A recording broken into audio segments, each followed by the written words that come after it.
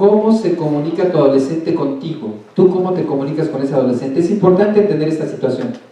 Porque ¿qué tal? ¿Me estás poniendo atención? Y otro, ajá. Veme a los ojos, cuando yo estoy hablando, veme a los ojos. Te hacen, ajá. ¿Me está poniendo atención? Por supuesto que no. Por eso está aquí, importante, con tu adolescente, ¿te vas a rendir? ¿Sabes por qué no te vas a rendir? Porque alguien no se rindió contigo. Porque alguien no se rindió contigo y estuvo ahí para ti. Esa es la primera. Y la segunda, no te queda de otra, tú también eres adolescente, todavía adolescenteas. No te hagas. Ahí está el torneo de billar. Ejercicio de la congruencia. Los árabes tienen un dicho maravilloso que dice: de la congruencia es lo que pienso, lo digo y lo hago. Esa es la congruencia. ¿Tu adolescente es congruente? Sí.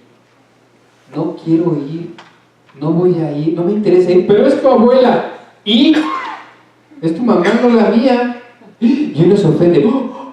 ¿Por qué hablas así de mi mamá? Pues es tu mamá, no la mía, yo no quiero ir.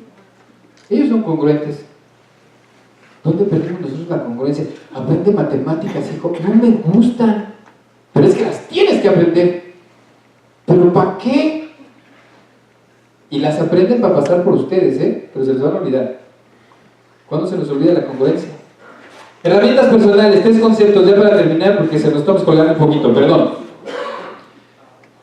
3 herramientas personales que si tú generas conciencia es importante que las enganches, porque tu adolescente del siglo XXI trae esto como formación desde la primaria.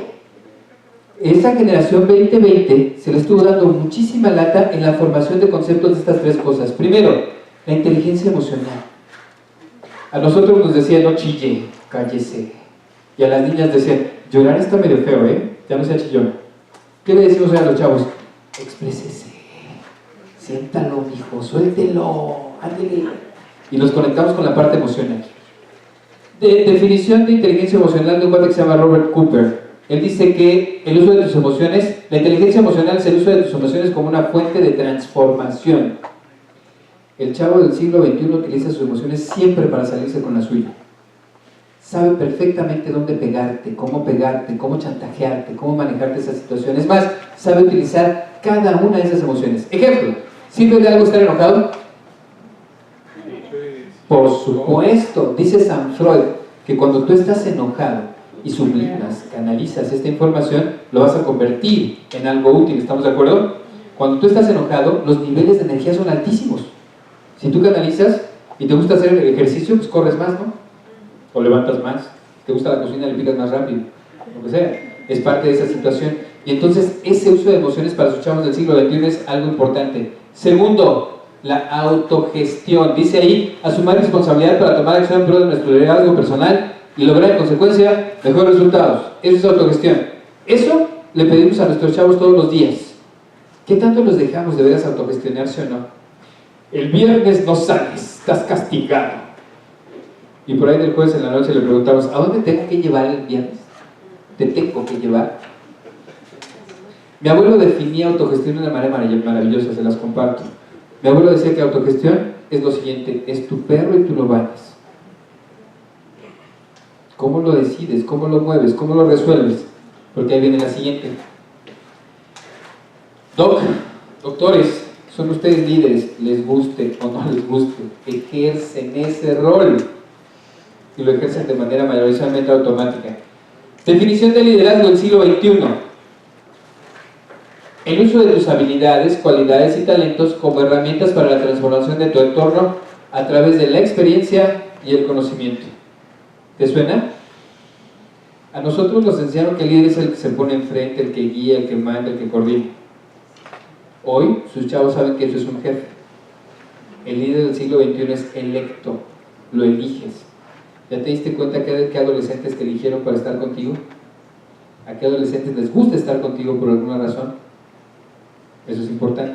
Ahora, tú les mueves estas herramientas también a los chavos, estas 3, inteligencia emocional, autogestión y liderazgo, y no sabes qué bien se la van a pasar en esa etapa y en las que vienen, porque van a tener autoestima, seguridad, confianza, el autoconcepto perfectamente bien manejado. Hay que evitar 3 cosas: 3 síndromes peligrosos, por favor, adulto, 3 síndromes peligrosos en todo, pero en el trato con el adolescente, para entenderlo y no justificarlo, son 3 síndromes. Primero, el narcisismo. Segundo, la esquizofrenia. Y tercero, el taclarismo. 3 síndromes fuertísimos. Narcisismo es el síndrome que está alimentado por todas tus inseguridades, todos tus miedos, todas tus broncas que traes ahí que no has resuelto como tal. Incluso ese síndrome te mete en otro que se llama parálisis por análisis. La pienso, pero no hago nada al respecto.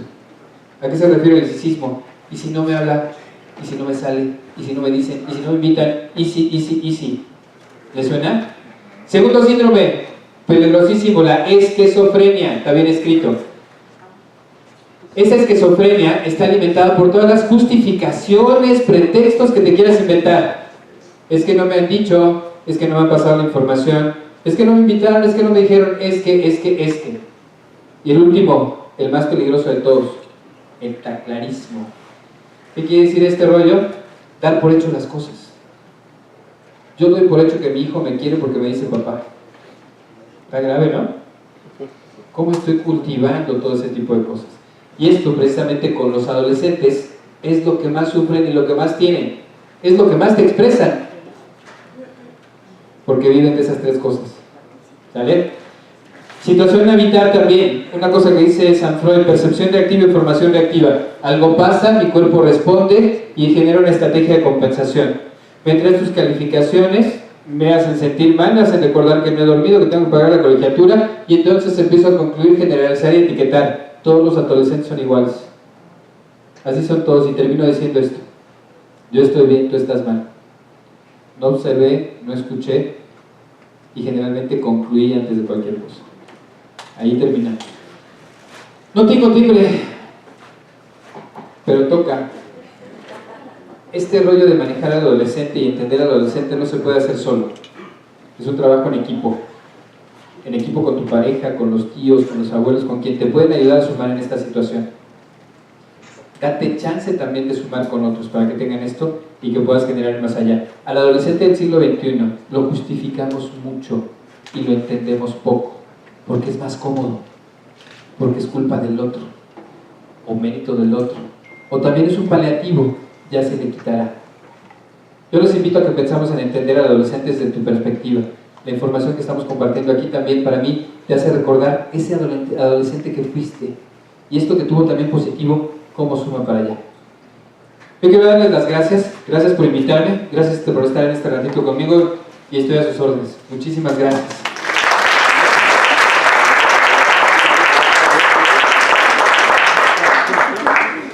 Después de haber escuchado esta interesante y reflexiva plática, no sé si hay algún comentario, alguna pregunta. Por favor. Doctor Fernández. Excelente, gracias. Estamos cayendo en algo. Ok, mi hija, tengo una hija de 17 años que es una estupenda muchacha, desgraciadamente no pudo crecer conmigo porque fui padre soltero, una historia larga. Pero es una excelente muchacha. Llega el amigo, Fernando, ¿cómo estás? Tengo 20 años de compartir el consultorio con el doctor Abel y le sigo hablando de usted. Entonces es un golpe. En vez de que el muchacho toque, suba al penthouse, recoja a mi hija, le pregunte yo a qué hora vas a llegar y ahorita voy a esto. Mi hija me dice, ¿me acompañas? Porque está en la puerta. Yo, pues él tiene que tocar y subir, yo porque tengo que bajar, yo soy el señor. Pero bueno, me agarro en curva y bajé. Cuando bajo y abre la puerta, obviamente yo le abrí la puerta a mi hija, y acá no se trató de abrirle la puerta, yo le abro la puerta a cualquier dama que se abre sobre mi coche. Y veo un bat y una cadena en el asiento. Convulsiono, me volteo, de repente ya se me han ido. Las ganas no son de que nunca más vuelves a salir con este muchacho. Porque trae un bat y porque trae una cadena. Una cosa es que tu hija fume marihuana y se ponga una borrachera y llegue vomitando a tu casa, eso tiene remedio. Pero hemos sido testigos, desgraciadamente, de tragedias donde tu hijo ya no está en peligro de drogas, está en peligro de vida. Entonces ahí sí es cuando si sacas la AK-47 tú y te la pones aquí y te pones un machete aquí y sales a rajatablas como cirujano que eres. O sea, sí entiendo el comprender y todo. Me faltas al respeto, ya con una mala palabra o algo que yo nunca hago contigo. Porque ahora sí se hablan como cuates los papás. Yo no soy tu cuate, yo soy tu papá. Ayer me dijo, ¿qué hueva? Me dice la niña de 17 años. ¿Qué hueva? Y le digo, mamita, no soy tu cuate, soy tu papá. Yo no te hablo así tampoco. Entonces sí estamos llegando a una ciudad conflictiva, a un país que se lo está llevando a la tristeza.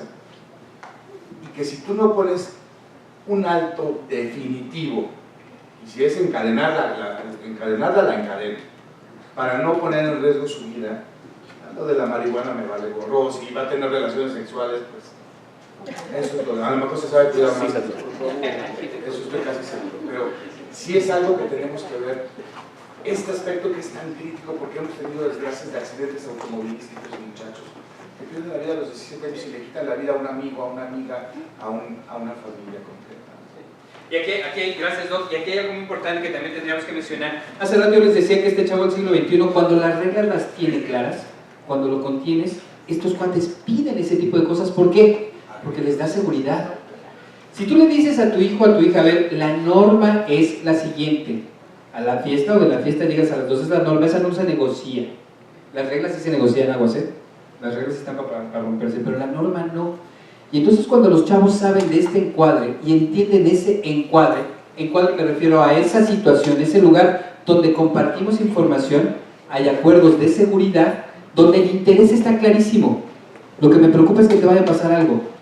Como bien acabas de decir, Doc, no es que vayas a fumar marihuana o no, sino que te me enfermes o que te enfades o que te mueras. Entonces tienes que entender bien ese encuadre. De repente nos da miedo comunicarnos con los chavos o nos da miedo cuestionar a los chavos. Que no nos dé miedo. Por supuesto hay que manejar muy bien esa información para que entiendan por qué que me digas, me da cueva, no está bien.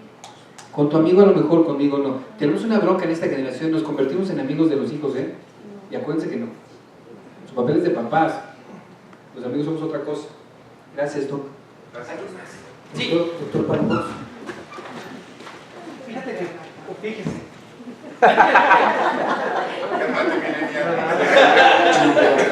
Aquí está mi hija. Aquí está mi hija.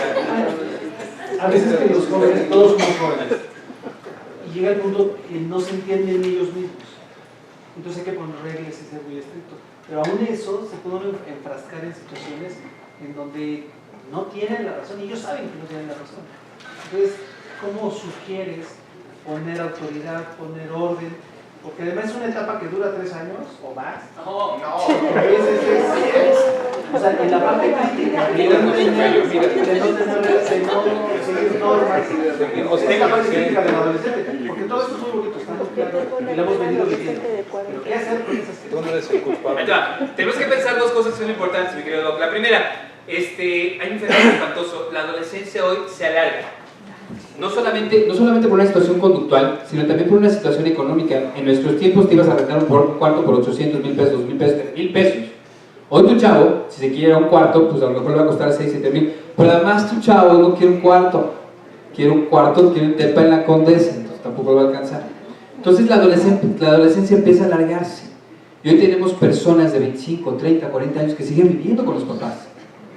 Incluso los papás dicen, es que le estoy pagando el doctorado. Y ahí siguen en esa situación. ¿Qué tendríamos que hacer en esos momentos de crisis? Una vez más, lo importante aquí es entender el estilo de comunicación. Te voy a poner un ejemplo. Yo soy hijo de la chancla, a mí me guameaban. Y yo digo, funcionó. Si yo no me doy el chance de reaprender, que quiere decir lo que funcionó, actualizarlo y volverlo a utilizar, sigo cometiendo algo que le va dando la vuelta. Hay un cuate que se llama Vidal Schmil, que tiene un libro maravilloso que se llama La disciplina inteligente, que define de la siguiente manera: es estupidez. 2 puntos. Seguir haciendo lo que venía haciendo, que sé que no funciona, y creer que en algún momento va a funcionar. Se nos olvidan 4 cosas: creatividad, liderazgo, trabajo en equipo y comunicación, que acabo de decir.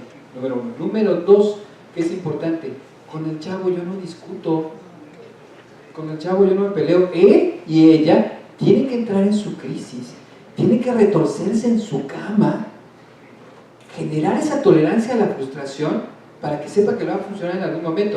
Pero ¿qué es lo que nos gana? El amor. Lo vemos que está sufriendo, que está llorando, ya lo regañé, ya no lo dejé ir, Y entonces entra el sentimiento de culpa. Y digo, no, está bien, mira, el próximo fin de semana sí debo salir doble para que se te quite. Entonces los chavos empiezan a malentender esa situación. La crisis, como bien dijiste, es importante que entendamos que ellos tienen que entrar en crisis, pero hay que recordar cómo entré yo en esa crisis. Cuando nosotros no resolvemos, volvemos a caer en esa situación. Incluso decimos este rollo de, es que a mí no me gustaba que me dijeran así, entonces yo tampoco lo voy a hacer así con mi hijo. Por eso es importante entender aquí cuál es tu estilo de comunicación. Cuando tú eres congruente y mandas el mensaje congruente, no hay discusión. La bronca es cuando te subes al ring a adolescentear con ese muchacho. Te va a ganar. ¿Por qué te va a ganar? Primero, porque te va a cansar. Y segunda, porque el amor te va a ganar también. Aquí es importante entender, cuando yo le digo a mi hijo, ponte el suéter, ¿qué le estoy queriendo decir? ¿Que yo tengo frío? ¿O que me interesa que no se enferme, que no se la pase mal, etcétera? Fíjense cómo está. Hay un anuncio de la mamá, un anuncio en la tele que ya quitaron. Una mamá que va a buscar a su hijo a la escuela, la mamá de Juanito, llena de suéteres, termos y todo ese tipo de rollos. Está Juanito por allá platicando con un amigo y llega la mamá cargando todo este rollo. Le dice, Juanito, Juanito, para que venga por esto, ¿no? Juanito no la pela. Y de repente le dice el amigo, oye, te habla tu mamá. Voltea a Juanito y dice, no, esa no es mi mamá. Y sigue gritando a la mamá, Juanito, Juanito. Y el Juanito se echa a correr y ahí va la mamá atrás de él cargando todas sus buenas intenciones. La intención es muy buena, pero la forma, ahí viene la situación. Nosotros tenemos que mantener la buena intención con firmeza, pero tenemos que transformar la forma. En nuestros tiempos, con que dijera el papá, porque lo digo yo, era suficiente. Ahorita ustedes ya educaron a sus hijos de manera diferente. En tiempos de crisis y esas crisis hay que permitirles que vivan la crisis para que la resuelvan.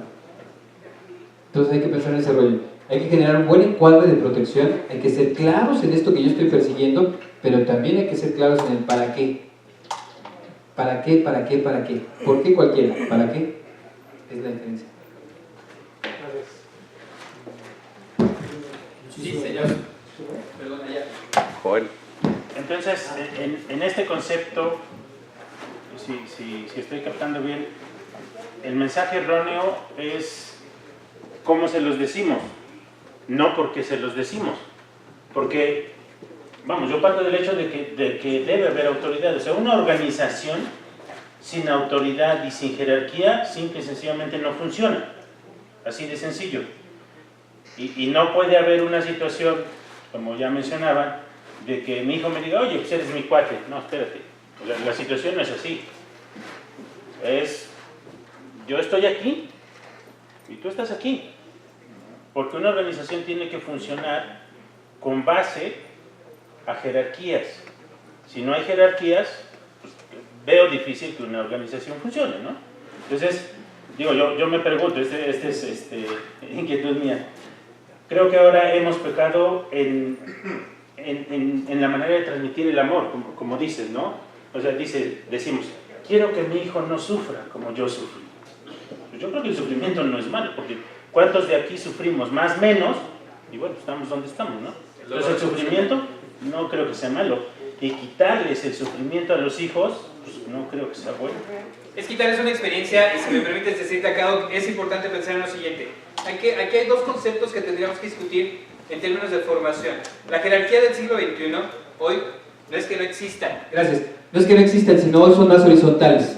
No quiere decir que no tengas este orden o esta autoridad. La bronca precisamente de nuestras generaciones es que confundimos autoritarismo con autoridad.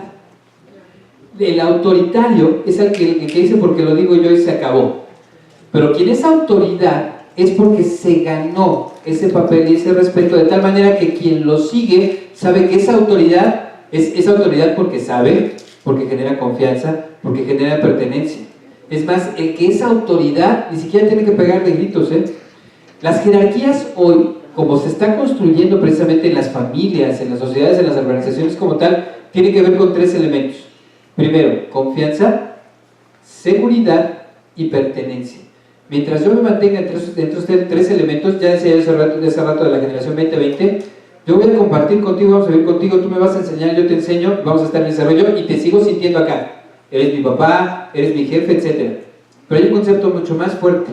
El líder del siglo XXI, papá, mamá, abuelo, jefe, etc., El líder es electo, lo elige. Muchos de ustedes tienen este síndrome de que el amigo de tu hijo le gusta estar en tu casa porque platica contigo y no platica con su papá. El amigo de tu hijo, aunque el hijo no esté, va y te toca y me dice, pues dame chance de esperarlo, ¿no? Mientras echamos un café o cuéntame algo, porque te convertiste en esa autoridad, te eligió como líder. Ahí viene esta organización, nueva organización jerárquica, te lo están otorgando, el poder te lo dan a quienes te van siguiendo en esa situación. Hoy las familias incluso están así. ¿Cuántos de ustedes no les llevan de repente los hermanos y le dicen, oye, regaña a mi hijo, no? Porque a ti sí te hace caso. Eres el tío que se convierte en esta autoridad. Por supuesto, toda organización tiene que tener una jerarquía. Ahora hay que entender, esta jerarquía del siglo XXI va más allá de solamente el conocimiento o el rol otorgado porque es el jefe o es el director, sino la gente confía, genera esa situación y entonces sigue como tal. Y esa es una realidad. ¿Sí? Lo que dijiste es importante, hay que trabajar en los cómo, en las formas. Yo te quiero demostrártelo como tal. De hecho, les voy a dejar una tareita, ya les dije hace rato, pregunten por qué y para qué. Y la segunda tarea sería, tienes que llegar a tu casa y decirle a tus hijos de una manera completamente diferente a como lo has hecho hasta hoy, que los quieres. Y van a decir, todos los días los beso, los abrazo y les digo, les pago la cobertura, les traigo el coche. Órale, ya está bien, de manera diferente como lo harías, para entender precisamente esta mecánica de comunicación que estamos generando, cómo puede ser efectiva o no. Sí, perdón. Sí, entonces, la tolerancia a la frustración es algo que deben de aprender, obviamente, porque hay gente que tiene 40, 50, 60 y 70 años y por pobrecito que no sufra, no se le enseñó la tolerancia a la frustración. Pero hoy por hoy dejas a un niño llorando o lo castigas y, como dices tú, la mamá le quita el castigo o que no llore, pobrecito, entonces empiezan los problemas, ¿no? Pero yo sí creo que esa tolerancia a la frustración es básica en el crecimiento de cualquier adolescente. Es más que necesario, Doc, si quieres que ese personaje no solamente sobreviva, sino viva bien, es un personaje que tiene que aprender. Pero gracias, aprender tolerancia a la frustración. Hay aprendizaje. Tengo que aprender a cómo ganar, pero también tengo que saber cómo perder para que no me pase tanto. De eso se trata la tolerancia a la frustración. No quiero que me pase esto, ¿cómo le hago para que no me pase? Y precisamente aquí hay una bronca también de comunicación para el siglo XXI. Cuando tú manejas castigo con tus chavos, el adolescente del siglo XXI te va a decir, castígame. ¿Cuál es la bronca? Porque entendemos de manera diferente. Formas. No es lo mismo decirle a alguien, tienes una consecuencia de tu conducta, a tienes un castigo. ¿Por qué? Porque el castigo se acaba y se lo quitas. La consecuencia no. Ahí hay una diferencia también. Y también tiene que ver con estos métodos de comunicación que ellos han tenido de abajo hacia adelante. El castigo se acaba, se quitó, vámonos. Pero la consecuencia no. Ahí hay diferencia también en esa situación. ¿Sí? Muchas gracias.